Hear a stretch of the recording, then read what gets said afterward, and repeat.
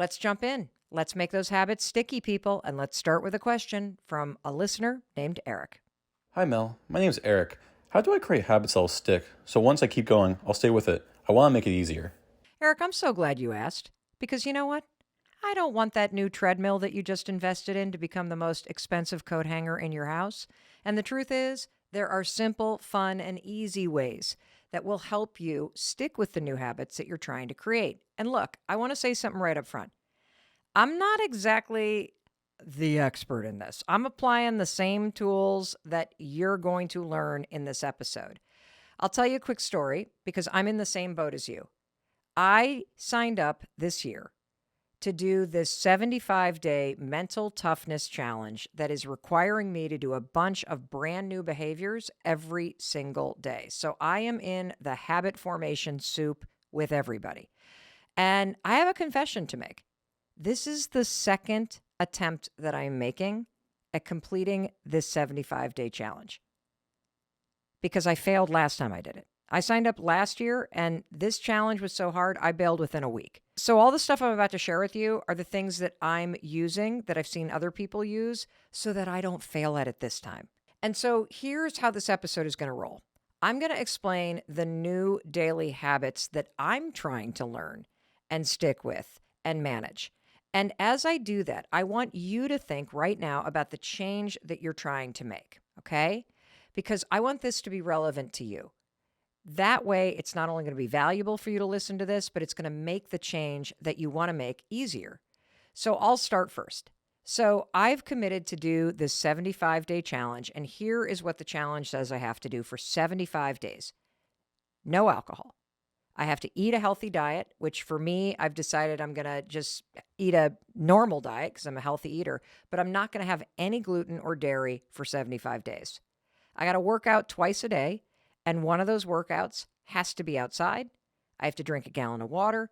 I have to take a progress photo every day, and I have to read 10 pages of nonfiction every single day. And the way that this challenge works, and this challenge is really like, bro, it's like, like a bunch of dudes created this thing, very like discipline oriented. Because here's one of the rules. If you miss any one of those things that I just listed, you have to go back to day one, period. That's how the challenge worked. Now, you may be wondering, okay, why the hell are you doing a challenge like this? I'll get to this in a moment. But I want to be very clear about something, everybody, because a lot of times when I share that I'm up to something, everybody's like, oh, I want to do that too. But I want to be clear about something. This challenge I'm doing is called 75 Hard. It's been around for more than a decade. It's something you can find out about online. And the reason why I want to be clear about something is because this challenge has specific rules. And I'm going to do the challenge based on the rules, okay? But the rules of this challenge are at odds with what the science around habits actually says. See, habit research says that if you miss a day, you don't default back to day zero. You don't lose progress by missing a day. And so I want to be very clear up front that you can still be successful in making new habits stick. You can still be successful in seeing a change through if you miss a day or 2 days or a week. And so I want to be clear that the 75 Hard challenge that I'm doing that punishes you for missing a day is not the reality when it comes to neuroscience, biology, and all the research around habits. And I know you're concerned about this because I'm getting a lot of questions about, well, what do I do if I fall off? Like this one from Zoe. Hi, Mel. It's Zoe. And I am wondering, how do you not let your setbacks keep you from getting back and trying again? Like on New Year's Day, I was resolving not to eat sweets, and literally the first thing I ate was some chocolate birthday cake. And by noon, it was all over. So thoughts, any suggestions, any tips? Thanks. Happy New Year. Great job, Mel, and all your crew.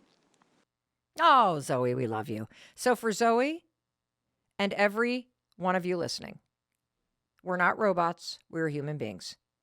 And habit research says that screwing up does not impact your progress or your ability to make habits stick. In life, unlike this challenge, 75 Hard that I'm doing, if you miss a day, all you do is miss a day and then move forward. That's it. And research shows The new neural pathways that you create, Zoe, once you start the new habit of trying to remove sugar from your diet, they're still there. And we know this based on research from Dr. Philippa Lally at the University College of London. And there's something else. It's called the what the hell effect. Science says you're not behind. The problem is that in our mindset, we have this quote, what the hell effect. You think, oh, one mistake, I ate the cake, what the hell? I guess I'm screwed, I better not do that. And this comes from Duke researcher Dan Irely. He writes a lot about this. And you know what's really funny, Zoe? Is that even in Dan's writing and research, you want to hear what he's quoting? Quote, I just had one slice of cake when my goal was no sugar. So what the hell? I'll have a couple more. I swear to God. That's the example that he used, Zoe, when he was researching the what the hell effect. And I'm raising this before I teach you the 5 simple systems that you can use to make habits stick, because I want you guys to go into these 5 simple systems knowing that if you screw up one day, you go a couple days, you go a week, you can still get right back on track, okay? I need you to think that failing is not a big deal. You can recover, period. So, Zoe, once you eat that piece of cake, just appreciate how delicious it was. Savor the moment. And then get up, walk around the house, shake it off so that you don't eat another slice. Recognize, oh, here's that what the hell effect. I'm not going to fall for it. And then get right back to your promise. Cut yourself some slack and keep going. That's all you need to do, Zoe. And there's one final thing I want to say to Zoe, though, and any one of you who has made a promise and within 4 hours you broke it. Let's have an honest conversation here. Do you actually want to give up sugar? Do you actually want to exercise every day? Do you really mean it that this is the year that you're going to start that business? And I'm saying that to you as a friend. We just did an episode on the science of goal setting. And I want you to go back and listen for real.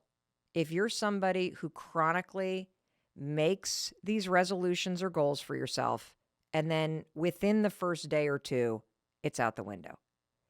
And the reason why I'm asking you to go back and re-listen to the episode we did on the science of goal setting is because if this is like a chronic pattern for you, I suspect that you're not in touch with why you want to stop eating sugar. Because remember in our goal setting episode, in order for a goal to be achieved, it has to have 2 components to it, the will and the way. And the will means that this goal is personally relevant. You want to do it. And so I suspect, Zoe, that if you're already eating cake 4 hours into this thing, you're missing the will. And that's not willpower, by the way.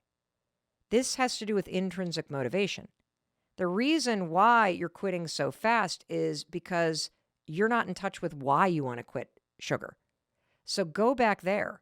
If you set goals and you don't have any why, the how, like you're going to fail before you start. And so that now brings me back to why on earth am I doing something called 75 Hard? What is my why? Why am I doing something so challenging? Because identifying that is important. No, it's critical to me not bailing within a week this time. And I want you to think about your why, whether that's eating keto or saving money or finishing the manuscript or becoming more organized or getting back out there and finding, somebody to share life with. Whatever it is, get in touch with your why.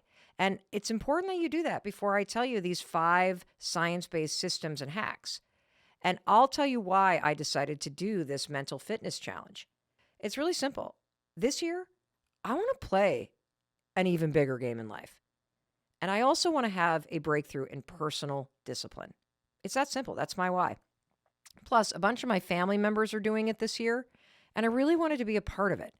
The why is critical. So stop and think, why am I doing this thing? What the goal that I want to have Mel's help sticking with, this habit that I really don't want to bail on. Why is this important?